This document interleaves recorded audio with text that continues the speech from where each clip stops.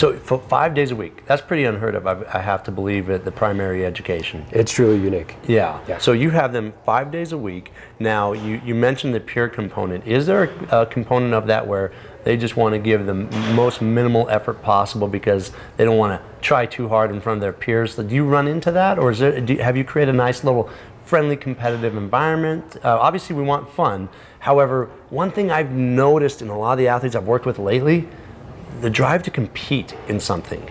You know, you don't necessarily have to win, but try. Yeah. How is that at 5 days a week? Do you see that help or hurt that? Both. I like to think that I put in a friendly competition, or create that environment where the kids feel safe. They feel like they can try to do things to do better. I'm always going to have the kids that want to compete with somebody else in the class, and at the sacrifice of technique, at the sacrifice of intensity.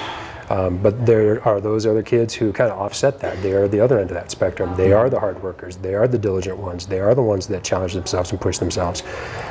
So it's kind of that, you know, the bell-shaped curve. You're always going to have some over here. You're always going to have some over here, and most of them are going to fall in the middle. Okay.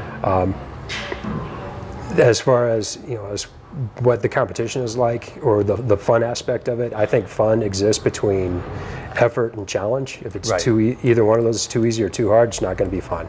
Right. I also believe, though, that you can't just have fun the whole time, because, you know, I use the example of, it's like the core or the classroom teacher just, you know, has them watch a movie. Right. Is it great for the kids? Is it informative? Is it entertaining for them? Yes, it is, but that's not necessarily teaching.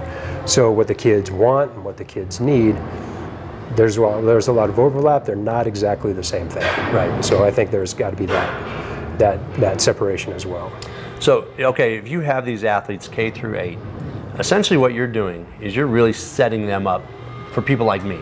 Right. You're setting them up for people like me. You're giving them to me on a silver platter, saying, okay, we've set them up well coordinatively. They've got a great foundation. Do your thing.